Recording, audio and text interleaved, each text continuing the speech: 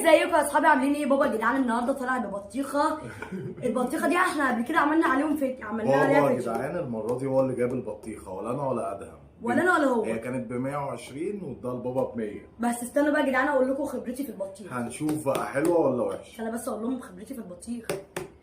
جدعان البطيخه ديت مليانه ميه ومن هنا ناشفه، فمعنى كده ان البطيخه ايه؟ ادهم منمله. متخصص بطيخ انتوا عارفين. ولازم القشره دي تبقى سودا كده، دي كملت سواها وفيها خطوط كده باينه كده، دي حمراء ودي داخله لجوه، فكده يا جدعان البطيخه ديت حمراء 100%.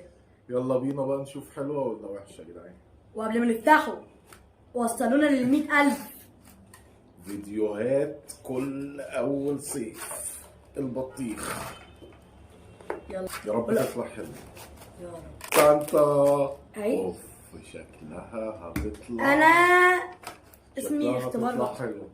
عيب عليك يا استنى كازو. بقى ايه. ادم دي بص تقطعها القشره بتاعتها تخينه شويه. عشان مش دي. تخينه شويه، دي تخينه قوي.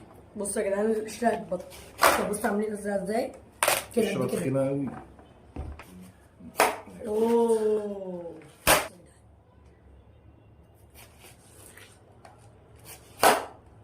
ايه اهرب على فين؟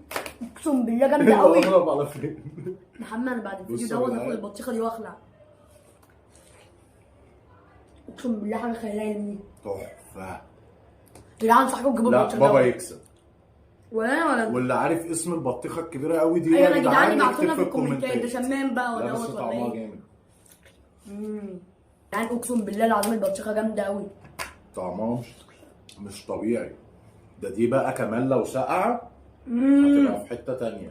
نقطعها كده يا جدعان ونحطها في الثلاجه ونطلعها حاجه خيال. وصلنا لل 100,000 اهم حاجه بس